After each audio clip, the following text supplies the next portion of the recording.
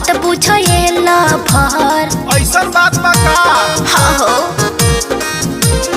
बाटे मजबूरी हो सब कैसे दूरी हो काले चले जाइब दोसर घर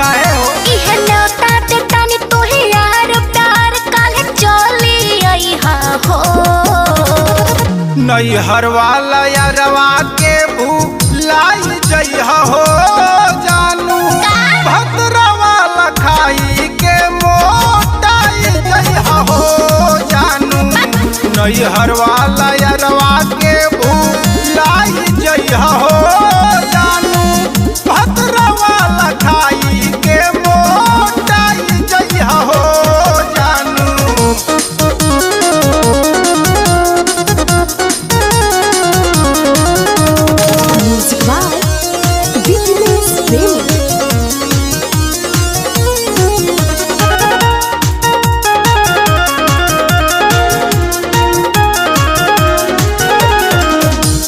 रहे खाली मोर देखावा हो प्यार अब उहे बनी है हमर सोर हो सिंगार पहले काहे ना बतैली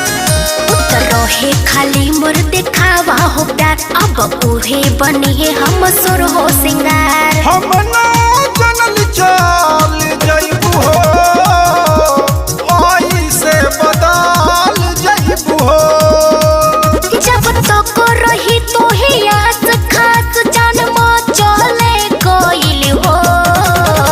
नैहर वाला यारवा के भूलाई जइहा हो जानू भद्रा वाला खाई के मोटाई जइहा हो करे जा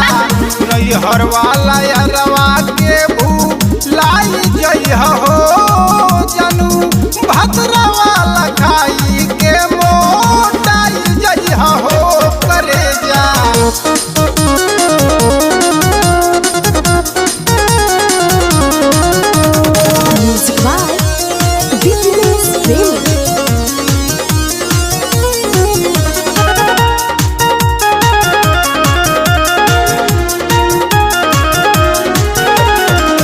हमनी के बाटे आखिरी मुलाकात अब नाही हो पाई मोबाइल से बात जाए बेवफा कुल नाश कर देली हमनी के बाटे आखिरी मुलाकात अब नाही हो पाई मोबाइल से बात कोमल पे दर्दी के छोड़ी काहे चालू सतेंदर के ओरी ऐसे धर नहीं अपन बात हाथ देह कोल जाई हो नैहर वाला यारवा के भूलाई जइहा हो जानू भद्रा वाला खाई के मोटाई जइहा हो करे जा नैहर वाला यारवा के भू